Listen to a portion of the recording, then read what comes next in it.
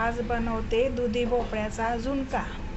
हे बघा, आपण चणा डाळीचं पीठ छान असं भाजून घ्यायचं।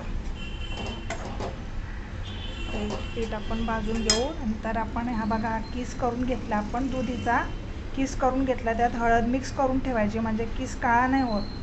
कांदा चिरून घेतला, लसूण, हिरवी कढईमध्ये तेल तापवून घेतलं। त्यात जिरं, मोहरी, थोडासा हिंग आणि आपण मिरची, लसूण, कोथिंबीर असा ठेचा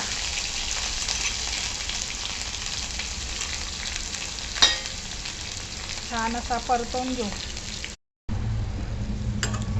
बघा, मिरचीचा ठेचा आपला, लसूण मिरचीचा ठेचा छान परतवून घेतला। त्यात आपण कांदा, 2 कांदे बारीक चिरून उभे असे छान असे परतवून घेऊ।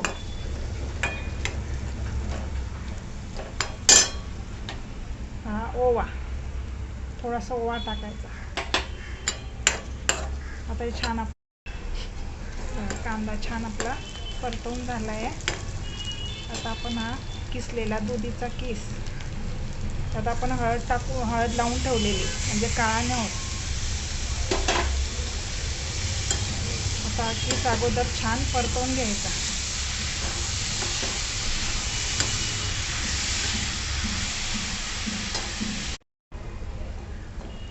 दुधीचा किस परतवून झाल्यानंतर आपण बेसन पीठ टाकून घेतलं। आता आपण त्यात मीठही टाकून घेऊ, चवीप्रमाणे मीठ, आणि छान परतवून घ्यायचं।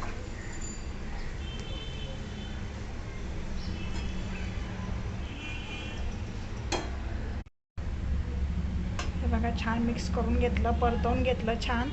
आता आपण त्यात थोडासा पानाचा शिपका मारायचा आणि झाकण ठेवून आपण वाफवून घेऊ। हे बघा, तयारच झाला दुधीचा झुणका। आता पण यात कोथिंबीर टाकून घेतली। थंड झाल्यानंतर छान असा मोकळा होतो छान। भाकरी बरोबर छान लागतो हा झुणका, पोळी बरोबर पण खाऊ शकता। आता आपण सर्व करून घेऊ।